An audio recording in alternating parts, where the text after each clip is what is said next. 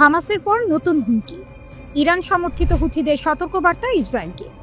গাজার যুদ্ধবিরতির পর মধ্যপ্রাচ্যে যেন সাময়িক শান্তির নিঃশ্বাস, কিন্তু সেই নীরবতার ভেতরেই নতুন এক বার্তা আসছে ইয়েমেন থেকে। হুথি বিদ্রোহীদের হুঁশিয়ারি, তারা বলছে যুদ্ধবিরতি শেষ নয়, এটি নজরদারির শুরু। এই সতর্কবার্তা এমন এক সময় এসেছে যখন ইসরায়েল ও হামাসের মধ্যে মার্কিন সমর্থিত শান্তি চুক্তি কার্যকর হয়েছে এবং যুক্তরাষ্ট্র সহ কয়েকটি আরব দেশ গাজায় স্থিতিশীলতার পথে এগোচ্ছে। কিন্তু ইয়েমেনের রাজধানী সানায় এক অনুষ্ঠানে হুথি সুপ্রিম কাউন্সিলের প্রধান মাহদি আল মারসাদ জানিয়ে দেন, তাদের নজর এখন সরাসরি ইসরায়েলের দিকে। আমরা যুদ্ধবিরতির বাস্তবায়ন নজরে রাখব।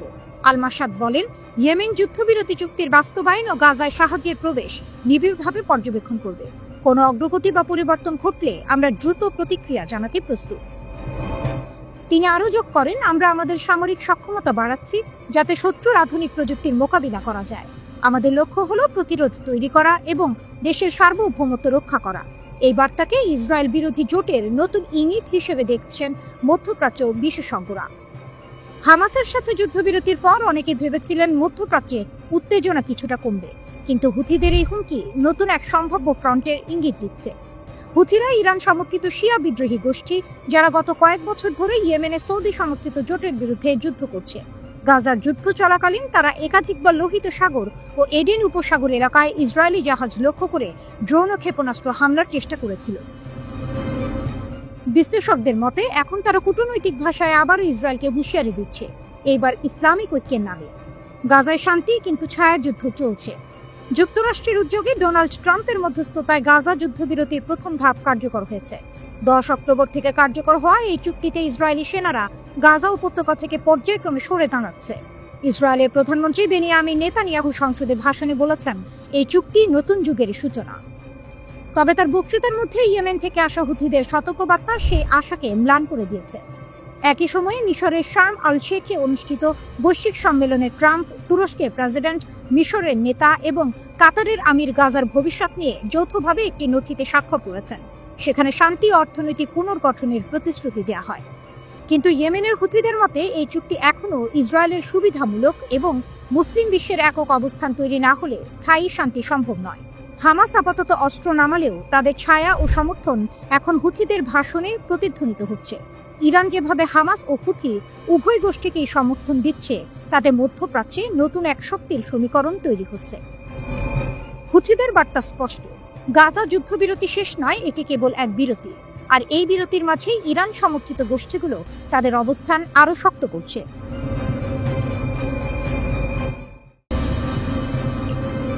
পেন্টাগনের সতর্কবার্তা, ইরান যুদ্ধেই ফাঁস হয়ে গেল আমেরিকার ক্ষেপণাস্ত্র সংকট। বিস্ময়কর অস্ত্র সংকট নিয়ে যুক্তরাষ্ট্রের প্রতিরক্ষা সদর দপ্তর পেন্টাগন এখন গভীর উদ্বেগে। 12 দিনের ইরান যুদ্ধেই প্রকাশ পেয়েছে আমেরিকার ক্ষেপণাস্ত্র ভাণ্ডারের ভয়াবহ ঘাটতি। ওয়াশিংটন কাঁপছে, কারণ ইউক্রেন ও ইরান দুটি ফ্রন্টে লড়াই একসঙ্গে চালিয়ে যেতে গিয়ে মার্কিন স্টকপাইল প্রায় শুকিয়ে গেছে। বিশ্লেষকরা বলছেন, ইরানের সঙ্গে সংঘাতটি যুক্তরাষ্ট্রের সামরিক ব্যবস্থার এক গোপন সত্য উন্মোচন করেছে। দুনিয়ার সর্বশক্তিমান সেনাবাহিনী বললেও তাদের মজুদে যথেষ্ট ক্ষেপণাস্ত্র নেই। যুদ্ধের চাপেই মার্কিন প্রতিরক্ষা ব্যবস্থার ভেতরের ফাঁপা কাঠামো প্রকাশ পেয়েছে। ইরান যুদ্ধের পর পেন্টাগনের ঘুম উড়ে গেছে। ইরানের বিরুদ্ধে 12 দিনের যুদ্ধেই যুক্তরাষ্ট্র নিক্ষেপ করেছে 150টিরও বেশি থার্ড ক্ষেপণাস্ত্র, যা তাদের মোট কেনা ক্ষেপণাস্ত্রের প্রায় 1/4। বিশ্লেষকদের হিসেবে এই ক্ষতিপূরণে লাগবে অন্তত 8 বছর এবং কয়েক বিলিয়ন ডলার। এখন পেন্টাগনের ভেতরে আতঙ্ক ছড়িয়ে পড়েছে। যদি পরের যুদ্ধ চীনের সঙ্গে হয়, তাহলে কিভাবে টিকবে যুক্তরাষ্ট্র? পরিস্থিতি এতটাই সংকটজনক যে পেন্টাগন তার ক্ষেপণাস্ত্র সরবরাহকারীদের নির্দেশ দিয়েছে উৎপাদন হার দ্বিগুণ, এমনকি 4 গুণ করো। লকহিড মার্টিন আর রেথিয়ন ইতিমধ্যে কারখানা সম্প্রসারণ করেছে, নতুন কর্মী নিয়েছে, কিন্তু তারাও বলছে চুক্তি চাই, শুধু মুখের কথা নয়। ইউক্রেনে যুদ্ধ চলছে রাশিয়ার বিরুদ্ধে, আর মধ্যপ্রাচ্যে প্রতিদ্বন্দ্বী ইরান। দুটি ফ্রন্টে লড়াই একসঙ্গে টেনে নেওয়ার চেষ্টা করছে আমেরিকা, কিন্তু বাস্তবতা বলছে প্যাট্রিয়ট, থার্ড, LRASM সব মজুদি শুকিয়ে গেছে। এখন এক যুদ্ধ চললে আরেক যুদ্ধের জন্য হাতে কিছুই থাকবে না। এই অবস্থায় ট্রাম্প প্রশাসন ঘোষণা দিয়েছে অতিরিক্ত $25 বিলিয়ন অস্ত্র বরাদ্দ, কিন্তু প্রতিরক্ষা বিশেষজ্ঞদের মতে এই অর্থও যথেষ্ট নয়। কারণ সংকটটা শুধু অর্থের নয়, এটি মার্কিন যুদ্ধনীতির ভিতরের দুর্বলতার প্রতিচ্ছবি। ঠান্ডা যুদ্ধের ছায়া আর টিকছে না। পেন্টাগনের যুদ্ধ মতবাদ এখনও ঠান্ডা যুদ্ধের চিন্তায় আটকে আছে বলে মনে করছেন প্রতিরক্ষা পেন্টাগনের যুদ্ধ মতবাদ এখনও ঠান্ডা যুদ্ধের চিন্তায় আটকে আছে বলে মনে করছেন প্রতিরক্ষা বিশ্লেষকরা। তারা বলছেন আজকের যুদ্ধ ড্রোন, ইলেকট্রনিক জ্যামিং ও মিসাইল বৃষ্টির লড়াই, কিন্তু আমেরিকা এখনো পুরনো কৌশলে বন্দী। ইরান যুদ্ধ সেই পুরনো মানসিকতার পর্দা ছিঁড়ে দিয়েছে। আধুনিক যুদ্ধক্ষেত্রে ইরানের প্রতিরক্ষা ব্যবস্থা, ড্রোন ও ক্ষেপণাস্ত্র প্রযুক্তি মার্কিন আকাশ প্রতিরক্ষাকে চ্যালেঞ্জ করেছে। ফলে বিশ্বের নজর ঘুরে গেছে যে দেশকে একসময় অক্ষর শত্রু বলা হতো, সেই ইরানই এখন যুক্তরাষ্ট্রকে নিজের সীমাবদ্ধতা বোঝাতে বাধ্য করছে। ইউক্রেনের যুদ্ধ আমেরিকার গুদাম খালি করেছিল, আর ইরানের যুদ্ধ সেটি উন্মোচন করল।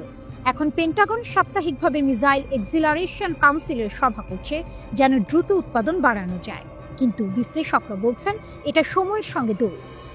ইরান দেখিয়েছে যুদ্ধ শুধু অর্থে নয়, সাহসে জয় হয়। যেখানে আমেরিকার ক্ষেপণাস্ত্র ফুরিয়ে যায়, সেখানে তেহরানের আকাশে এখনো নতুন ক্ষেপণাস্ত্র জন্ম নেয়। এক পাশে শঙ্কিত পেন্টাগন, অন্য পাশে আত্মবিশ্বাসে জ্বলছে ইরান। যুদ্ধের বাস্তবতা তাই বলছে দুনিয়া বদলাচ্ছে, হয়তো ইতিহাসে লিখছে নতুন অধ্যায়, যেখানে ইরান দাঁড়িয়ে যাচ্ছে যুক্তরাষ্ট্রের ভয়ের প্রতীকে।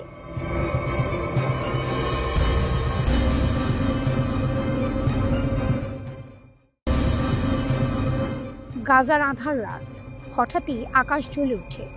আগুনের লেলিহান শিখা ছুঁয়ে যায় ইসরায়েলের দিগন্ত।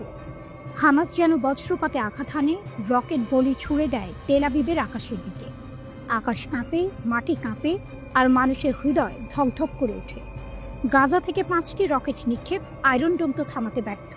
এ খবর ছড়িয়ে পড়তেই আতঙ্ক ছড়ায় ইসরায়েলের রাস্তায়। আইডিএফের দাবি 4টি রকেট আটকানো গেছে, কিন্তু 5ম রকেট আঘাত হানে খোলা প্রান্তরে। হতাহতের খবর না থাকলেও বার্তা ছিল স্পষ্ট, হামাসের শক্তি এখনো অটুট, ভয়ঙ্কর। এটি একদিনের মধ্যে দ্বিতীয় আক্রমণ। এর আগে উত্তর গাজা থেকে 2টি রকেট ছোড়া হয়েছিল, সেগুলো আয়রন ডোম আটকাতে পারলেও আতঙ্ক থামাতে পারেনি। কারণ এই হামলার পেছনে শুধু বিস্ফোরণ নেই, আছে প্রতিরোধের গর্জন, আছে দখলদারের বিরুদ্ধে অবিচল লড়াই।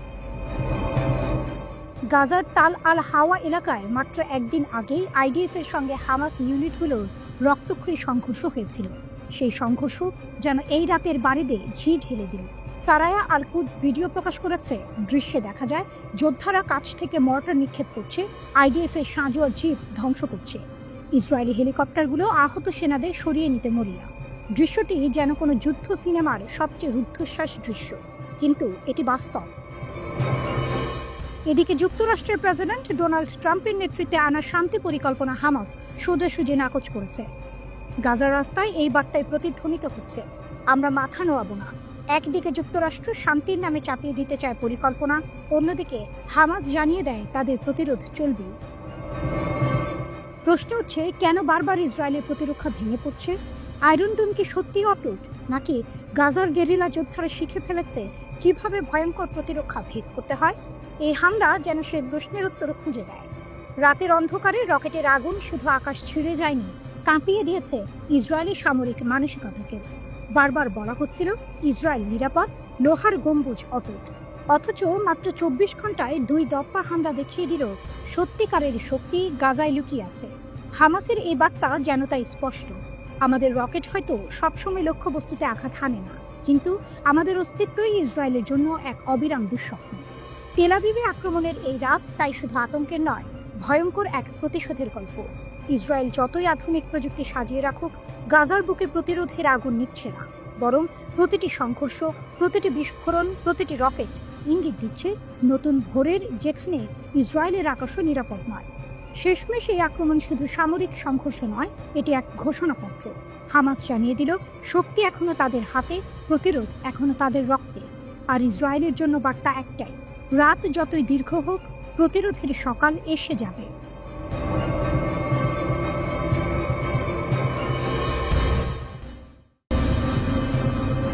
মধ্যপ্রাচ্যের আকাশ আবারও অগ্নিগর্ভ। তেল আবিব থেকে ভেসে আসছে যুদ্ধের ঢোল, তেহরানের দিকে তাক করা হয়েছে দৃষ্টি। প্রশ্ন একটাই, ইসরায়েল কি ইরানকে আঘাত করতে চলছে? ইসরায়েলের সেনাবাহিনী বা আইডিএফ এর এক জ্যেষ্ঠ কর্মকর্তা সতর্ক করেছেন, প্রয়োজনে ইসরায়েল ইরানে আবারও হামলা চালাতে পারে। সব বিকল্প আমাদের হাতে খোলা। কথাগুলো শীতল নয়, বরং আগুনের স্ফুলিঙ্গ। তিনি আরও দাবি করেছেন, আইডিএফ ইতিমধ্যে ইরানকে প্রচণ্ড আঘাত দিয়েছে। তেহরান জানে তার ক্ষতির পরিধি কতটা বড়। তাহলে কি যুদ্ধের ড্রাম বাজছে? ইসরায়েলের কথায় উত্তেজনা ছড়ালেও দৃশ্যপটের আসল নাটক ঘটছে তেহরানে। কারণ এই সতর্কতার একদিন আগে ইরান নিজের সেনাবাহিনীকে দাঁড় করিয়েছে যুদ্ধের প্রস্তুতিতে।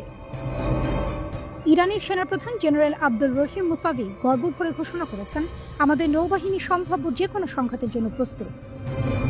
গাজার রক্তক্ষয়ী 12 দিনের যুদ্ধ শেষ হওয়ার মাত্র কয়েক সপ্তাহ পর তিনি নৌঘাঁটিতে গিয়ে সৈন্যদের সঙ্গে দেখা করেন। তার চোখে ভেসে ওঠে যুদ্ধের প্রস্তুতির আগুন। তিনি বলেন, আজ আমরা যা দেখেছি তা ছিল ভবিষ্যতের সংঘাতের জন্য অসাধারণ মাত্রার প্রস্তুতি। কিন্তু এখানেই শেষ নয়। ইরান দেখিয়ে দিল তাদের লড়াই শুধু সমুদ্র বা আকাশে সীমাবদ্ধ নয়, যুদ্ধ হবে তথ্যের ভেতরেও।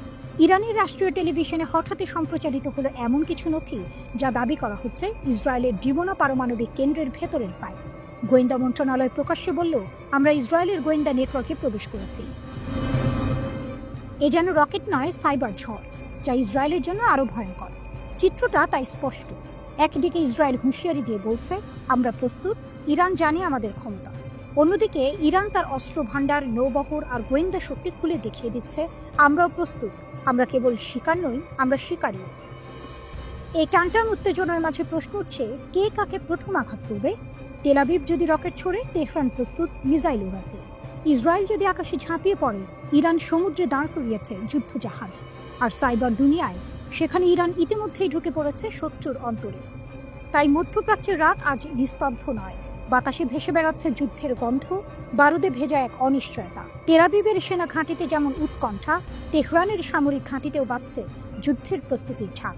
শেষমেশ ইসরায়েল যতই হুমকি দেখ না কেন, এই প্রেক্ষাপটের আসল শক্তি এখন ইরানের হাতে।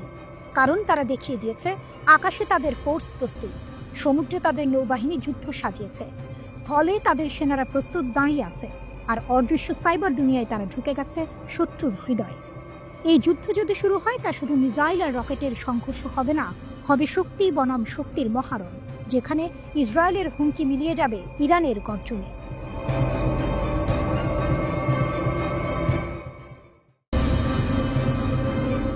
চাবাহার মহাকাশ বন্দরে নতুন ইতিহাস। প্রথম কঠিন জ্বালানি উৎক্ষেপণের দ্বারপ্রান্তে ইরান। ইতিহাসের নতুন অধ্যায়ে পা দিতে যাচ্ছে ইরান।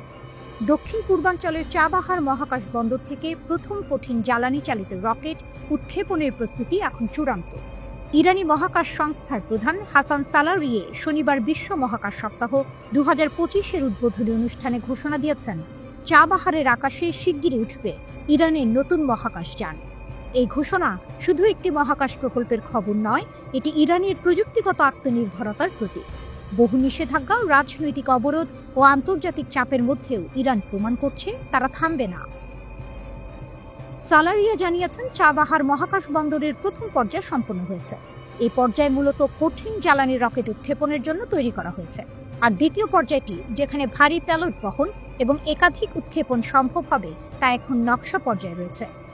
চাবাহারের অবস্থানও কৌশলগতভাবে অত্যন্ত গুরুত্বপূর্ণ। সালারিয়ে বলেন, এই ঘাঁটি 40 থেকে 100 ডিগ্রি প্রবণতার কক্ষপথে প্রবেশের সুযোগ দেয়, যা স্যাটেলাইটের জন্য অপরিহার্য। অর্থাৎ এটি শুধু ইরানের নয়, বৈশ্বিক মহাকাশ মানচিত্রে এক নতুন কেন্দ্র হয়ে উঠছে। উৎক্ষেপণ সারিতে জাফর, পায়া, নাহিদ ও সোলেমানি প্রকল্প। ইরান আগামী মাসগুলোতে একাধিক স্যাটেলাইট উৎক্ষেপণের প্রস্তুতি নিচ্ছে। জাফর 2 ও পায়া রিমোট সেন্সিং স্যাটেলাইট বিদেশি উৎক্ষেপণ যানে মহাকাশে পাঠানো হবে। অন্যদিকে নাহিদ 2 উৎক্ষেপণ করা হবে ইরানের নিজস্ব সিমোর্গ রকেটে। সবচেয়ে আকর্ষণীয় পরিকল্পনা হলো শহীদ সোলাইমানি স্যাটেলাইট প্রকল্প, যেখানে 20টির মতো ন্যানো স্যাটেলাইট নিয়ে তৈরি হবে এক বিশাল মহাকাশ যোগাযোগ নেটওয়ার্ক। এরই মধ্যে 2টি পরীক্ষামূলক মডেল 3U ও 6U কিউবসেট তৈরি হয়েছে। সালারিয়া আরও জানান, ইরান এখন চীনের চাংই-8 চন্দ্র অভিযানে যোগ দিয়েছে। প্রকল্পটির নকশা পর্যায় সম্পন্ন, আর এখন শুরু হচ্ছে ইঞ্জিনিয়ারিং মডেলের উন্নয়ন। ভবিষ্যতে আন্তর্জাতিক মহাকাশ স্টেশন প্রকল্পেও ইরান অংশ নিতে চায়। এই অংশীদারিত্বের মধ্য দিয়ে ইরান শুধু আঞ্চলিক শক্তি নয়, মহাকাশেও নতুন সহযোগিতার দ্বার খুলছে। একদা যাকে নিষিদ্ধ দেশ বলা হতো, সে আজ বৈশ্বিক মহাকাশ ক্লাবের অংশ। রিমোট সেন্সিং উপগ্রহ পার্স 3, রাডার স্যাটেলাইট রেড 2 এবং উচ্চ ব্যান্ডউইথ যোগাযোগ স্যাটেলাইট নাহিদ 3 ও পার্স 2 সবই এখন চূড়ান্ত পরীক্ষার অপেক্ষায়। এমনকি বেসরকারি খাতের তৈরি কাউসার 2 স্যাটেলাইটও উৎক্ষেপণের জন্য প্রস্তুত। ইরান আজ বিশ্বের শীর্ষ 10 দেশের মধ্যে জায়গা করে নিয়েছে, যারা নিজেদের উপগ্রহ তৈরি ও উৎক্ষেপণ করতে সক্ষম। বিশ্ববিদ্যালয়, গবেষণা প্রতিষ্ঠান ও বেসরকারি কোম্পানিগুলোকে যুক্ত করে ইরান গড়ে তুলছে এক সম্পূর্ণ মহাকাশ বাস্তুতন্ত্র। চাবাহারের আকাশে যখন প্রথম কঠিন জ্বালানির রকেট উঠবে, তা শুধু এক উৎক্ষেপণ নয়, তা হবে এক জাতির আত্মবিশ্বাসের প্রতিধ্বনি। যেখানে নিষেধাজ্ঞা ব্যর্থ, সেখানে ইরানের দৃঢ়তা জয়ী। এই আকাশে আজ একটাই বার্তা লেখা থাকবে, ইরান থামে না, ইরান উড়ে যায়।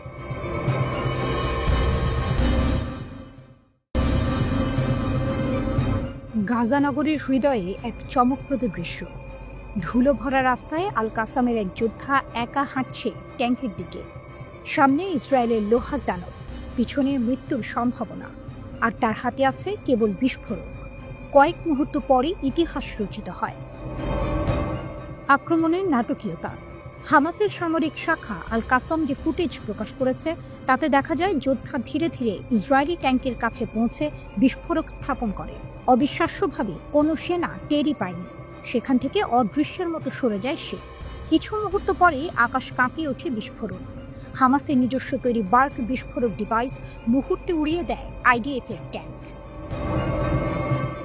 এই হামলার স্থান গাজার তাল আল হাওয়া পাড়া রোজারি সিস্টার স্কুলের কাছে অভিযানটি চালানো হয়েছিল। হামাস জানিয়েছে এটি তাদের মুসার কর্মী নামে পরিচিত বৃহত্তর সামরিক অভিযানের অংশ। এতে টার্গেট করা হয়েছিল ইসরায়েলি সেনা ও বর্মবাহী যানবাহন। একজন যোদ্ধা কেবল ট্যাঙ্ক উড়িয়েই ক্ষান্ত হননি, অন্য যোদ্ধারও ঝাঁপিয়ে পড়ে। তারা পয়েন্ট ব্ল্যাঙ্ক রেঞ্জে গুলি চালায় ট্যাঙ্কের কাছে লুকিয়ে থাকা ইসরায়েলি সেনাদের দিকে। আরও 2টি বর্মবাহী বাহকের ভেতরে রাখা হয় বিশেষ চার্জ, দুর্গ ধ্বংসকারী ও সৈন্য বিরোধী বিস্ফোরক। এর ফলাফল ছিল ভয়াবহ। কয়েক সেকেন্ডের মধ্যে বিস্ফোরণের শব্দে কেঁপে ওঠে এলাকা। ইসরায়েলি বাহিনীর মধ্যে হতাহতের খবর নিশ্চিত হয়েছে। ফিলিস্তিনি পক্ষ দাবি করেছে বহু সেনা নিহত ও আহত হয়েছে। পরক্ষণেই ঘটনাস্থলে নেমে আসে ইসরায়েলি উদ্ধারকারী হেলিকপ্টার। মৃত ও আহতদের দ্রুত সরিয়ে নেওয়া হয়। তবে ইসরায়েলি সেনা কর্তৃপক্ষ এখনও পর্যন্ত এই হামলায় কত ক্ষয়ক্ষতি হয়েছে তা প্রকাশ করেনি। আল কাসাম এই অভিযানের নাম দিয়েছে শহীদ অভিযান। তাদের বিবৃতিতে বলা হয়েছে, এটি কেবল একটি আক্রমণ নয়, বরং প্রতিরোধের প্রতীক। প্রকাশিত ভিডিওতে দেখা গেছে প্রথম বিস্ফোরণ থেকে শুরু করে হেলিকপ্টারে আহত সেনাদের সরিয়ে নেওয়া পর্যন্ত প্রতিটি মুহূর্ত। এটি সাম্প্রতিক সপ্তাহগুলোতে তাল আল হাওয়া অঞ্চলে সংঘটিত সবচেয়ে তীব্র সংঘর্ষগুলোর একটি। হামাসের দাবি, ইসরায়েলি অভিযানের জবাবে তাদের সামরিক প্রতিরোধ এখন নতুন মাত্রায় পৌঁছেছে। ফিলিস্তিনি যোদ্ধাদের শক্তি। এই ঘটনার মাধ্যমে আবারও সামনে এলো ফিলিস্তিনি যোদ্ধাদের কৌশল ও সাহস। আধুনিক প্রযুক্তি ও ভারী অস্ত্র শস্ত্রে সজ্জিত ইসরায়েলি বাহিনীর সামনে দাঁড়িয়ে হাতে বানানো বিস্ফোরক নিয়ে ঝাঁপিয়ে পড়ছে তারা। শুধু আঘাত নয়, এটি এক মনস্তাত্ত্বিক বার্তাও। গাজার ধ্বংসস্তূপ থেকে উঠে দাঁড়ানো প্রতিটি যোদ্ধা ইসরায়েলের দখলদার শক্তিকে চ্যালেঞ্জ জানাতে প্রস্তুত। এই নাটকীয় আক্রমণ গাজার যুদ্ধক্ষেত্রে এক নতুন অধ্যায় যুক্ত করেছে। আল কাসামের দাবি, এটি কেবল শুরু, সামনে আরও হামলা আসছে। অন্যদিকে ইসরায়েল চুপ। কিন্তু গাজার অন্ধকার রাতের আকাশে জ্বলতে থাকা ট্যাঙ্কের আগুন বলছে, এই সংঘর্ষের শেষ এখনো অনেক দূরে।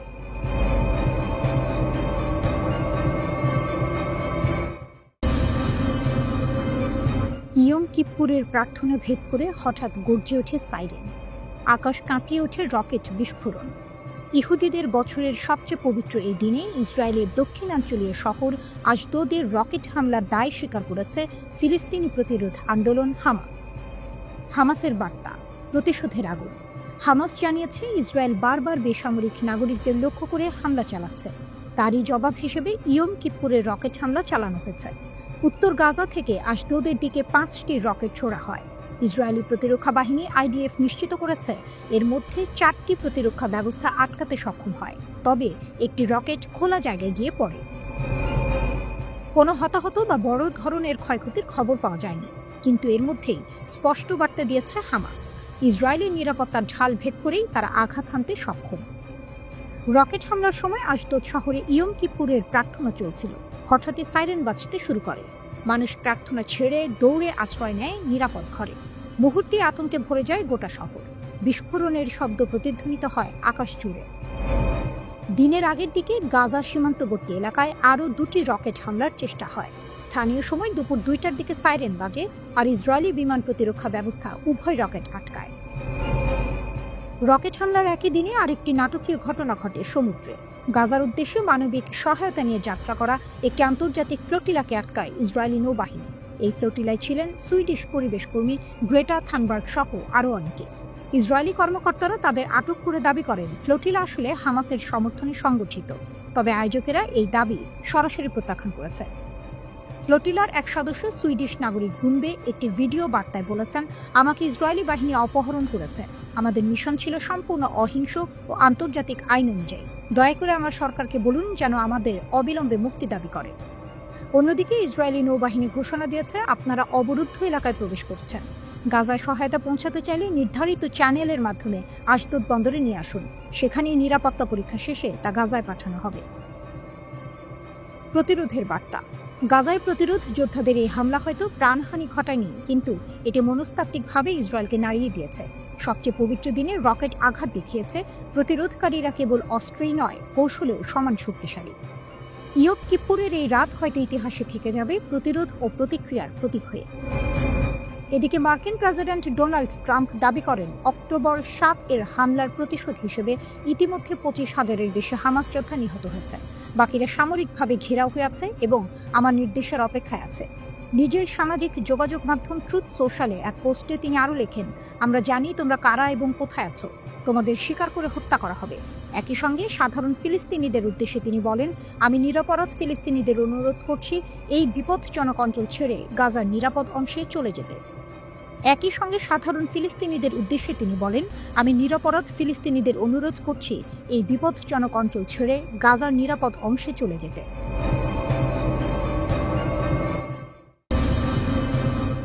ইরানের দিকে ফের ঝুঁকছে ইসরায়েল। ট্রাম্পের নিষেধ উপেক্ষা করে নতুন সংঘাতের আভাস। মধ্যপ্রাচ্যের বাতাসে আবারও যুদ্ধের গন্ধ। গাজার আলোচনায় স্থবিরতা আর তেহরানের দিকে ইঙ্গিতপূর্ণ দৃষ্টি। ইসরায়েল কি আবারও আগুন জ্বালাতে চলেছে? এভিগডর লাইবারম্যানের সাম্প্রতিক মন্তব্য যেন সেই সন্দেহকেই উস্কে দিয়েছে। রাশিয়ান সংবাদ মাধ্যম রাশিয়া টুডে জানিয়েছে, লাইবারম্যান ইসরায়েলিদের সতর্ক করেছেন আশ্চর্যজনক এক আক্রমণের সম্ভাবনা নিয়ে। তিনি নাগরিকদের পরামর্শ দিয়েছেন সুরক্ষিত স্থানের কাছাকাছি থাকতে। তার ভাষায়, ইরানিরা অত্যন্ত মনোযোগীভাবে কাজ করছে, তারা নিজেদের প্রতিরক্ষা ও সামরিক সক্ষমতা ক্রমাগত শক্তিশালী করছে। এই বক্তব্য এমন এক সময় এলো যখন মাত্র একদিন আগে ইরান ঘোষণা দিয়েছিল তারা পারমাণবিক অস্ত্র চায় না। ইরানের সর্বোচ্চ নেতা আয়াতুল্লাহ আলী খামেনি স্পষ্ট করেছেন, আমরা গণবিধ্বংসী অস্ত্রের পক্ষে নই। এটি একটি ধর্মীয় বিশ্বাস ও ফতোয়া। আমরা কখনোই পারমাণবিক অস্ত্র অনুসরণ করিনি, করবও না। তবুও বিশ্বজুড়ে সন্দেহের মেঘ ঘনীভূত। জাতিসংঘ গত মাসে ইরানের বিরুদ্ধে নতুন করে নিষেধাজ্ঞা জারি করেছে তার পারমাণবিক কর্মসূচির কারণে। আর ঠিক তার পেছনেই লুকিয়ে আছে জুন মাসের সেই ভয়াবহ 12 দিনের যুদ্ধ, যা বদলে দিয়েছিল ইরান ইসরায়েল সম্পর্কের মানচিত্র। 13 জুন ইসরায়েল আক্রমণ চালায় ইরানের মূল পারমাণবিক স্থাপনাগুলোতে। হামলায় নিহত হন একাধিক শীর্ষ ইরানি জেনারেল, কিন্তু ইরান থেমে থাকেনি। প্রতিশোধের আগুনে তেহরান জবাব দেয় আকাশ জোড়া ড্রোন ও ব্যালিস্টিক ক্ষেপণাস্ত্র বৃষ্টিতে, যা ইসরায়েলের প্রতিরক্ষা ভেদ করে ঢুকে যায়। পশ্চিমা সামরিক বিশ্লেষকেরা একে বলেছিলেন এক নতুন যুগের সূচনা, যেখানে ইরানের ড্রোন প্রযুক্তি ইসরায়েলের আয়রন ডোমকে অকার্যকর করে দেয় কয়েক ঘন্টার মধ্যেই। 22 জুন পরিস্থিতি এতটাই উত্তপ্ত হয় যে যুক্তরাষ্ট্র সরাসরি যুদ্ধে জড়িয়ে পড়ে। অপারেশন মিডনাইট হ্যামান নামের গোপন অভিযানে মার্কিন যুদ্ধবিমান বোমা বর্ষণ করে নাতানজ, ফার্দো ও ইস্পাহানের ইরানি পারমাণবিক স্থাপনাগুলিতে। এরপর জাতিসংঘে বক্তৃতা দিতে গিয়ে ইসরায়েলি প্রধানমন্ত্রী বেনিয়ামিন নেতানিয়াহু ট্রাম্পকে ধন্যবাদ জানিয়ে বলেন, ইরানের সঙ্গে 12 দিনের যুদ্ধ, আমি যেটাকে বলি অপারেশন রাইজিং লায়ন, ইতিহাসে চিরস্মরণীয় হয়ে থাকবে। আমাদের সাহসী পাইলটরা তেহরানের আকাশ দখল করেছিল। মার্কিন B-2 পাইলটদের সঙ্গে মিলে তারা ইরানের পারমাণবিক কেন্দ্র ধ্বংস করে দেয়। কিন্তু এই আত্মবিশ্বাসী ভাষণের অন্তরালে রয়েছে এক ভয়াবহ বাস্তবতা। সেই যুদ্ধের পর থেকেই ইরান আগের চেয়ে আরও শক্তিশালী, আরও প্রস্তুত। তাদের ড্রোন, ক্ষেপণাস্ত্র ও সাইবার প্রতিরক্ষা ব্যবস্থা এখন মধ্যপ্রাচ্যের অন্যতম ভয়ঙ্কর শক্তি। শেষ পর্যন্ত ট্রাম্পের মধ্যস্থতায় যুদ্ধবিরতি হলেও বাস্তবে আগুন এখনো নিভে যায়নি। এখন আবারও ইসরায়েলি রাজনীতিতে যখন অস্থিরতা, গাজার আলোচনায় স্থবিরতা, তখন লাইবারম্যানের আশ্চর্যজনক আক্রমণ মন্তব্য যেন নতুন এক ঘূর্ণিঝড়ের ইঙ্গিত দিচ্ছে। তেহরানের বার্তাটি স্পষ্ট, যে হাত ইরানের দিকে উঠবে তাকে আমরা ইতিহাসে পরিণত করব। ইরান আজ শুধু প্রতিরোধের নাম নয়, বরং মধ্যপ্রাচ্যের মাটিতে এক নতুন শক্তির প্রতীক, আর সেটি হয়তো ইসরায়েলকে আবারও দ্বিধায় ফেলেছে।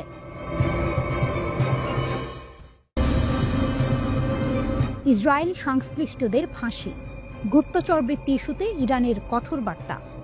তেহরানের আকাশে আবারও ঝুলছে ভয় এবং শক্তির মিশেল। একদিকে যুদ্ধের উত্তাপ, অন্যদিকে গুপ্তচরবৃত্তির জালে শিকার ইরান। আর সেই আগুনে ইসরায়েল সংশ্লিষ্টদের ফাঁসিতে ঝুলিয়ে যেন ইরান জানিয়ে দিল, আমরাই আইন, আমরাই শাসন। ইরানের রাষ্ট্রীয় সংবাদ মাধ্যম মেহর নিউজ এজেন্সি জানিয়েছে, খুজেস্তান প্রদেশে 6 জন বিচ্ছিন্নতাবাদীকে মৃত্যুদণ্ড কার্যকর করেছে ইরান। অভিযুক্তদের বিরুদ্ধে অভিযোগ, তারা ইসরায়েলের হয়ে কাজ করত, 4 জন নিরাপত্তা সদস্যকে হত্যা করেছিল এবং খোররামশাহ শহরে একটি বিস্ফোরণের সঙ্গে যুক্ত ছিল। ইরান সরকারের দাবি, এই মৃত্যুদণ্ড কোনো রাজনৈতিক প্রদর্শনী নয়, বরং জাতীয় নিরাপত্তার লড়াই। কিন্তু পশ্চিমা মানবাধিকার সংগঠনগুলো বলছে, ইরানে 2025 সালেই এখন পর্যন্ত 1000-এরও বেশি মানুষকে ফাঁসি দেওয়া হয়েছে। তবে ইরানের যুক্তি একটাই, দেশের নিরাপত্তা আগে, বিশ্বের সমালোচনা পরে। কয়েক সপ্তাহ ধরে ইরান জুড়ে চলছে গুপ্তচর বৃত্তি বিরোধী অভিযান। 17 সেপ্টেম্বর থেকে এখন পর্যন্ত 8 জন ইসরায়েলি গুপ্তচরকে ফাঁসি দিয়েছে দেশটি। তাদের একজন বাহমান চুবিয়াল। এপির প্রতিবেদনে বলা হয়েছে, চুবিয়াল ইরানের টেলিকম খাতে কাজ করতেন এবং ইসরায়েলের গোয়েন্দা সংস্থা মোসাদের সঙ্গে যোগাযোগের অভিযোগ ছিল তার বিরুদ্ধে। ইরানের দাবি, তিনি ইলেকট্রনিক যন্ত্রপাতি আমদানির পথ ও সংবেদনশীল প্রকল্প সম্পর্কিত তথ্য বিদেশে পাচার করতেন। আরেকজন বাবক শাহবাজি। ইরান জানিয়েছে, শাহবাজি ইরানের ডেটা সেন্টারের তথ্য বিক্রি করেছিলেন তার ইসরায়েলি হ্যান্ডলারদের কাছে। কিন্তু মানবাধিকার কর্মীদের দাবি, শাহবাজিকে নির্যাতন করে স্বীকারোক্তি আদায় করা হয়েছিল। আরও নাটকীয় হল শাহবাজির পটভূমি।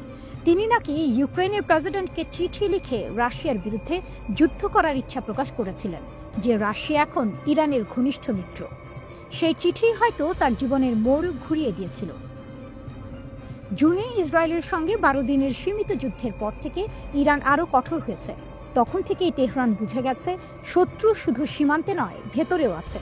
আর সেই শত্রুকে নির্মূল করতেই চলছে এই গুপ্তচর শিকার অভিযান। অসলো ভিত্তিক ইরান হিউম্যান রাইটস এবং ওয়াশিংটন ডিসি ভিত্তিক আব্দুর রহমান বোরোমান্ড সেন্টার দাবি করেছে, চলতি বছরে 1000-এরও বেশি মৃত্যুদণ্ড কার্যকর করেছে ইরান। কিন্তু তেহরানের কাছে এটি সংখ্যা নয়, এটি নিরাপত্তার সংজ্ঞা। হয়তো মানবাধিকার সংস্থা বলবে অমানবিক, কিন্তু ইরানের দৃষ্টিতে এটি অপরিহার্য। তারা যেন ঘোষণা দিচ্ছে, মোসাদের ছায়া যতই গভীর হোক, পারস্যের মাটিতে তা টিকবে না। ইরান জানাচ্ছে, তার শত্রুদের গুপ্তচর বৃত্তির দাম এখানে মৃত্যুর সমান। আর সেই বার্তা এখন শুধু ইসরায়েল নয়, গোটা বিশ্ব শুনছে পরিষ্কারভাবে। শেষ পংক্তি যেন তেহরানের গর্জন, যে আমাদের ভূমিতে আগুন ছড়াবে তাকে আমরা ছাই করে দেব।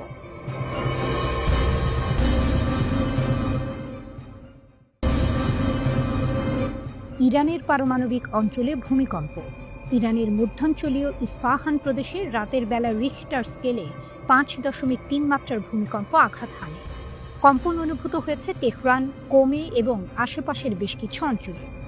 ভূমিকম্পের কেন্দ্রে অবস্থিত ফোর্দো ইউরেনিয়াম সমৃদ্ধকরণ কেন্দ্র, যা ইরানের প্রধান পারমাণবিক স্থাপনা হিসেবে পরিচিত। এর আশেপাশে আগে ইসলামিক রিভলিউশনারি গার্ড কর্পস এর সামরিক স্থাপনাও ছিল। এই ভূমিকম্পের পর দেশ জুড়ে মানুষ আতঙ্কিত হয়ে রাস্তায় নেমে আসে। ফোর্দো কেন্দ্রের অবস্থান এই ভূমিকম্পকে কেবল ভূমিকম্পের হিসেবেই দেখা হয় না। এটি যেন প্রশ্ন তোলে, ইরান কি পারমাণবিক পরীক্ষা করছে? যদিও ভূমিকম্পের মাত্রা তুলনামূলকভাবে কম এবং এটি প্রাকৃতিক কম্পন হিসেবে জানানো হয়েছে, আন্তর্জাতিক পর্যবেক্ষকরা সতর্ক দৃষ্টিতে দেখছেন। কোনো প্রমাণ নেই যে ইরান পারমাণবিক পরীক্ষা করেছে। আফটারশকের আশঙ্কায় সতর্কতা। ভূমিকম্পটি মাটির 10 কিলোমিটার গভীরে ঘটে। তেহরান প্রদেশের দামাবান্দ, আফসার্ড, কিলান, ভারাবিন এবং ফাশামে কম্পন অনুভূত হয়েছে। মানুষ আতঙ্কে রাস্তায় নেমে আসে, অনেকেই ঘরে ফিরতে ভয় পান। প্রথমেই কিছু বেসরকারি চ্যানেল ভুল করে কেন্দ্রস্থল তেহরানের ফাশাম হিসেবে জানায়, পরে তা সংশোধন করে ইস্পাহান প্রদেশের জাফারেহ বলে জানানো হয়। ফোর্দো কেন্দ্রের নিকটে ভূমিকম্প হওয়া মানে কি ইরান পারমাণবিক পরীক্ষা করেছে? বিশ্লেষকরা বলছেন, এটি প্রাকৃতিক ভূমিকম্প এবং পারমাণবিক কর্মকাণ্ডের সঙ্গে এর সরাসরি কোনো প্রমাণ নেই। তবে আন্তর্জাতিক পর্যবেক্ষকরা নজর রাখছে, কারণ ফোর্দো ইউরেনিয়াম সমৃদ্ধকরণ কেন্দ্র ইরানের পারমাণবিক ক্ষমতার কেন্দ্রবিন্দু। ভূমিকম্পের কম্পন এখানে কিছু প্রযুক্তিগত ঝুঁকি সৃষ্টি করতে পারে, কিন্তু এখন পর্যন্ত কোনো পরীক্ষা বা শক্তিশালী আঘাতের চিহ্ন পাওয়া যায়নি। এর আগে গত জুনে ইসরায়েলের সঙ্গে পাল্টা হামলার মধ্যেই ইরানের উত্তরাঞ্চলে একটি মাঝারি মাত্রার ভূমিকম্প আঘাত হানে। যুক্তরাষ্ট্রের ভূতাত্ত্বিক জরিপ সংস্থা USGS জানায়, সেমনান শহরের দক্ষিণ পশ্চিমাঞ্চলে 5.1 মাত্রার ভূমিকম্প অনুভূত হয়। ভূপৃষ্ঠ থেকে এর গভীরতা ছিল 10 কিলোমিটার। ভূমিকম্পের উৎপত্তি স্থল ছিল সেমনান শহর, যা রাজধানী তেহরান থেকে প্রায় 145 মাইল পূর্বে অবস্থিত। ভূমিকম্পটি রাজধানী তেহরান পর্যন্ত অনুভূত হয়েছে বলে জানিয়েছে স্থানীয় সংবাদ মাধ্যমগুলো। ভূমিকম্পটি ইরানের কোম প্রদেশে অবস্থিত গুরুত্বপূর্ণ ফোর্দো পারমাণবিক স্থাপনার কাছাকাছি সংঘটিত হয়, যা ভূমিকম্পটির গুরুত্ব আরও বাড়িয়ে দিয়েছে। সামাজিক যোগাযোগ মাধ্যমে এই ভূমিকম্প ঘিরে নানা গুজব ছড়ায়। এক ইরানি ব্লগার তার টেলিগ্রাম চ্যানেলে সে সময় দাবি করেন, Islamic Revolutionary Guard Corps IRGC হয়তো কোনো পরীক্ষা চালাচ্ছিল, যার ফলে ভূকম্পন হয়েছে। তবে এই দাবি এখনো পর্যন্ত নির্ভরযোগ্য কোনো সূত্রে নিশ্চিত হয়নি। তবে ইরানের প্রধান গণমাধ্যমগুলো ভূমিকম্পের খবর দিলেও পরীক্ষা নিয়ে কিছু জানায়নি। বিভিন্ন সংবাদ মাধ্যম কেউ 5.2 মাত্রা, কেউ বা 5.5 মাত্রার ভূমিকম্প হয়েছে বলে উল্লেখ করে। সে সময়ে প্রশ্ন উঠেছিল, সত্যিই কি ইরান ভূকম্পনের কারণ গোপন পারমাণবিক পরীক্ষা? সে সময়ে প্রশ্ন উঠেছিল, সত্যিই কি ইরানে ভূকম্পনের কারণ গোপন পারমাণবিক পরীক্ষা?